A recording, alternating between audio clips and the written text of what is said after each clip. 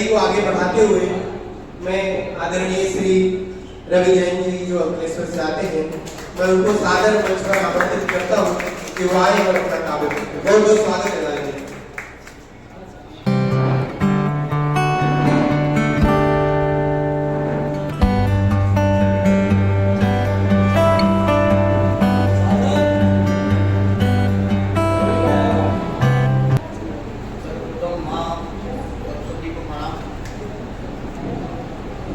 विराजे सभी महानुभावों को प्रणाम और यहाँ विराजे सभी श्रोताओं को प्रणाम। सर्वप्रथम मेरी आवाज आ रही पीछे तक?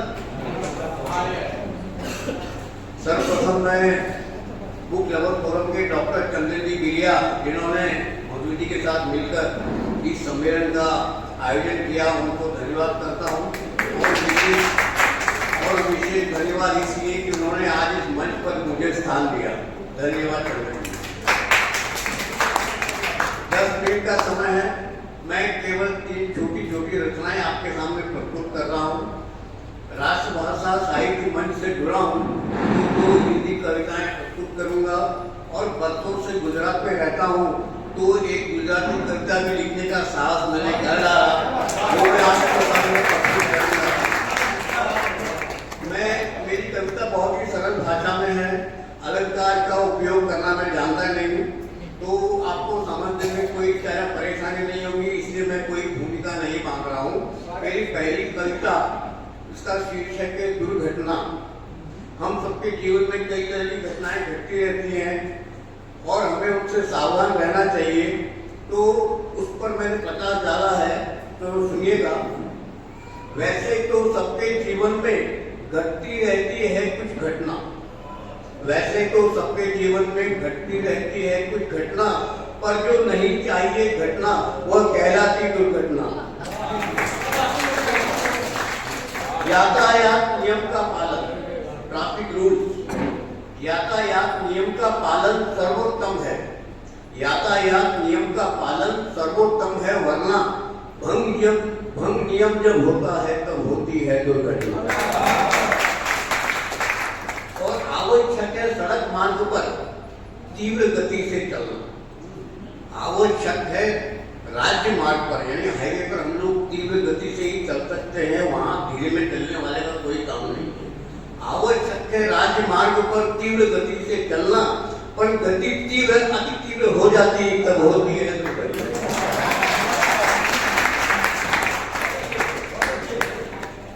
साधन सुरक्षा का हमको उपयोग चाहिए करना। साधन सुरक्षा यानी पीपीई अंग्रेजी में कहते हैं, personal protective equipment, helmet, safety shoes वगैरह वगैरह, और कार में सेफ्टी बेल्ट होता है, तो इस सबका उपयोग हमें करना चाहिए, तभी हम सुरक्षित रह सकते हैं। तो साधन सुरक्षा का उपयोग हमें चाहिए करना। लापरवाही दिखलाते तब होती है दुर्घटना। मैंने ऐसे कई लोग देखे जो कहते अरे मैं तो बेल्ट लगाता ही नहीं, वो बेल्ट अपने लिए है, किसी पुलिस वाले के लिए नहीं। घर के अंदर आपने देखा होगा, घरों में भी कुछ घटनाएं घट जाती है सीरियस, तो घर के अंदर घर के बाहर सजग चाहिए रहना। खतरों की अनदेखी से हो जाती है दुर्घटना। मैंने देखा कई बार बाथरूम में फिसल गए और 3 महीने का पट्टा वाले घूम रहे हैं। अब एक मैंने रिकमेंडेशन, जिसे कहते हैं सिफारिश, तालीम सुरक्षा की सबको अनिवार्य करे संगठन। जितने भी संगठन हैं ये सरकार से मिलकर को सिफारिश करे कि सुरक्षा की तालीम सबको दी जानी चाहिए, क्योंकि कहीं कोई घटना घट जाए तो लोग खड़े खड़े तमाशा देखते रहते हैं, क्योंकि उन्हें कुछ पता ही नहीं। तो तालीम सुरक्षा की सबको अनिवार्य करे संगठन, जनजीवन को बचा सके यदि हो जाए दुर्घटना। अब अंतिम पंक्तियां ध्यान चाहूंगा। विवाह से अति गंभीर भला क्या हो सकती है घटना।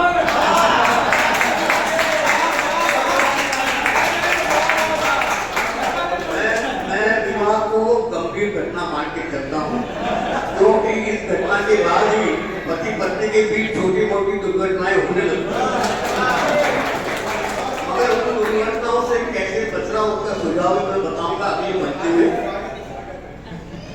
विवाह से अति गंभीर भला क्या हो सकती है घटना, यदि पति बने आज्ञाकारी कर सकती है दुर्घटना। पति बने आज्ञाकारी कर सकती है। मेरी प्रथम कविता यहाँ समाप्त हुई। अब दूसरी कविता दोस्तों, मानव संबंधों में एक संबंध बहुत ही अनोखा है। उस संबंध की जब चर्चा होती है तो हम शादीशुदा पुरुषों के मन में गुदगुदी होने लगती है। कोठारी जी आप तो जानते हैं ये संबंध जीजा और साली। तो मेरी अगली कविता का शीर्षक है साली। इसमें मैंने साली महिमा मंडन किया है, आनंद कीजिए। और मैंने जैसे बताया मेरी कविता एकदम सरल भाषा में है। बिना साली के यारों लाइफ बड़ी बोगस है। बिना साली के यारों लाइफ बड़ी बोगस है। बीबी है मंथली सैलरी तो साली एनुअल बोनस।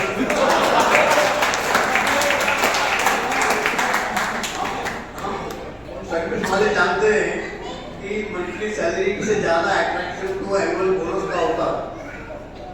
तो बीबी है मंथली सैलरी, साली एनुअल बोनस है। जिसको नहीं साली उसको बड़ा ही घाटा है। बहुत से लोगों को साली नहीं होती। अब मेरे तो 5 सालियां, एक नहीं 2 नहीं 5 सालियां। लेकिन ऐसे बहुत से लोग हैं जिनको एक भी साली नहीं है।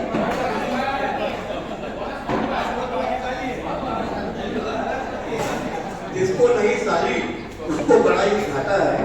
वो बेचारा क्या जाने कि साली नहीं एक पटाखा है। लाला साहू पाठ देखते कब आए दिवाली, क्योंकि उनको हिसाब किताब करना होता है। तो लाला साहू पाठ देखते कब आए दिवाली, और जीजा जी बस रात देखते कब आएगी साली। जीजा जी बस रात देखते कब आएगी साली। मतलब है स्वाद से, चाहे जिसका आटा है, आटा यानी गेहूं का हो, बाजरी का हो, मकई का हो, मतलब तो स्वाद से। मतलब है स्वाद से, चाहे जिसका आटा है। अरे बीबी है सादी रोटी, साली आलू का स्वादिष्ट पराठा है। अब आखिरी 2 पंक्तियां हैं। मैं कुछ आप लोगों को सुझाव दे रहा हूं पुरुषों को। जब बीबी हो नाराज मत घबराइए। बीबी का नाराज होना कोई नई बात है क्या? जब बीबी हो नाराज मत घबराइए, चुपचाप मुंह ढक के सो जाइए।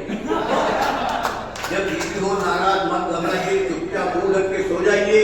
और जब साली हो नाराज सब काम छोड़ पहले उसे मनाइए।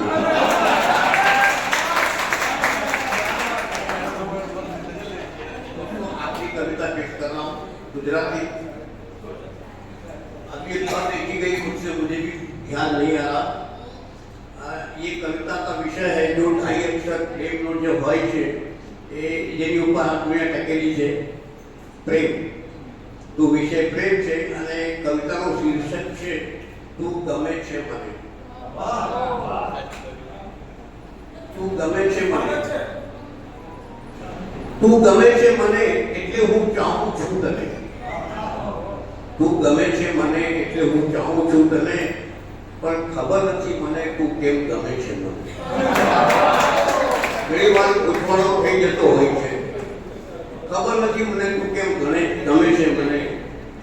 તા તારી આ નિખાલસ હસી ગમે છે મને, તા તારું આ મન સાવ શાંત ગમે છે મને। જેવી છે તું એવી ગમે છે મને, નહીં તારો જેવો બીજો કોઈ ગમે છે મને। તું નથી હોતી જ્યારે, આ કવિતા સાંભળતા તમને બધાને લાગશે કે તમે બી પ્રેમમાં પડવા લાગ્યા। તું નથી હોતી જ્યારે નહીં કશું ગમે છે મને। તું હોય છે ત્યારે કેમ બધું ગમે છે મને। કોને કહું આ વાત કે તું ગમે છે મને। મનમાં વાત હોય, કોઈને કહેવાની હોય ને, કોને કહું આ વાત કે તું ગમે છે મને। ચાલ સૌને કહું આ વાત કે તું ગમે છે મને। હવે જો પ્રશ્ન છે મનમાં, તું ગમે છે મને આની ખબર છે તને? તું ગમે છે મને આની ખબર છે તને, પણ આભાસ છે તને કે તું ગમે છે. તને મનમાં આભાસ થતું હશે હું પણ ગમું છું તને એવો ભરમ છે મને. ડાઉટ છે મનમાં, હું ગમું છું કે નહીં, હું પણ ગમું છું તને એવો ભરમ છે મને, ભલે હું ના ગમું તને તું ગમે છે.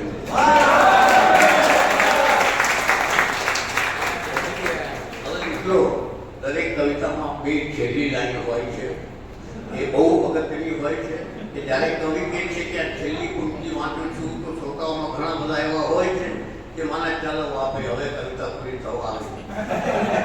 અમુક એવા છે કે ઉકેલ જવા માંગતો હોય એમને લાગે ચાલે આ બે લીટી સાંભળીને જઈએ. એટલે કવિને એવું થાય કે છેલ્લી બે પંક્તિ કહી દઉં એટલે આખી કવિતાનો કાર્યો ના પડી હોય તો આ બે પંક્તિમાં પડી જાય. હવે બે પંક્તિ છેલ્લી છે, આ પ્રેમની તમે સાંભળી શું કહે આ દુનિયા, શું કહે આ દુનિયા, એનો ક્યાં ડર છે મને, શું કહેશે આ દુનિયા એનો ક્યાં ડર છે મને, હું તો બસ એટલું જાણું કે તું ગમે છે, તું ગમે છે, બસ ગમે છે.